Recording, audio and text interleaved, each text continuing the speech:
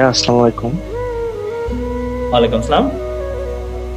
ভাইয়া একটা রিকোয়েস্ট, সবাই তো সফলতার গল্প শোনাচ্ছে, আমি চাই একটু আমার ব্যর্থতার গল্প একটু শোনাবেন। যদি আপনি অনুমতি দিতেন আমি বলতে পারতাম। আচ্ছা, ঠিক আছে, বল। হ্যাঁ, আমি নটরডেমের স্টুডেন্ট। তো গ্রুপ নাম্বার আমি আপনাদের কাছ থেকে সবার থেকে গ্রুপ রাখবো। আমি নটরডেম থেকে এইচএসসি দেওয়ার পর মেডিকেল পরীক্ষা দিয়েছি। আমার মেডিকেলের মার্ক ছিল 70.25। ডেন্টালে এক্সাম দিয়েছিলাম, ডেন্টাল অতটা ভালো হয় নাই, তো ওইখানে মার্ক ছিল 68। তারপর ভাইয়া বুয়েটের প্রিলিট হয়েছিল, তো রিটেন কি বলবো আসলে, মানে এমন একটা সিচুয়েশন, বুয়েটের রিটেনের রেজাল্ট দেখে আমি অবাক। ওয়েটিং লিস্টে আছে, আসবে না, সিরিয়াল অনেক দূরে। আজকে ডিউটি দিল, হয়তো সিট আসবে ভাইয়া 4000-এর উপরে সিরিয়াল নাম্বার।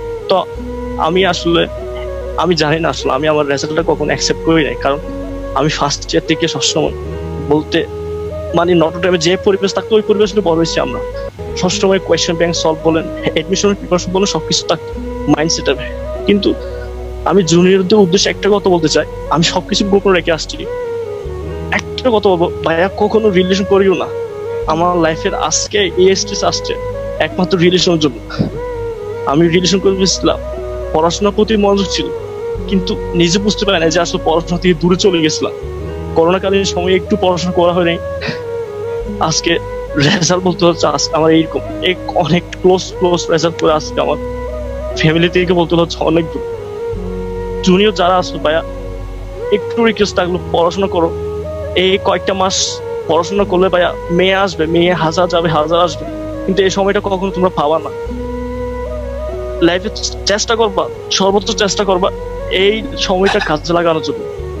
আমি জুনিয়রদের উদ্দেশ্যে এটা বলবো, 22 হোক 23 হোক, সবার ছোট ভাইদের জন্য কতটা আমি বলবো, তোমরা চেষ্টা করবা, সর্বোচ্চ চেষ্টা করবা যেন পড়াশোনা এবং মা বাবার কষ্টটা দিকে থাকানোর জন্য।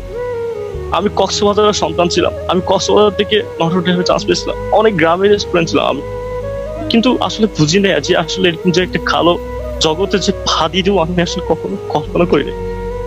তো আসলে আমি জানি না আমার কপালে কি আছে। আমি হয়তো আমার দাবিতে হয়তো সিট আসবে, আমি জানি হয়তো একটা সিট পাবো, কিন্তু যে আশা ছিল, যে ছোট থেকে বড় একটা যে স্বপ্ন নিয়ে বড় ছিল, ওইটা কখনো আমার হয়তো বা পূরণ হবে না হয়তো বা।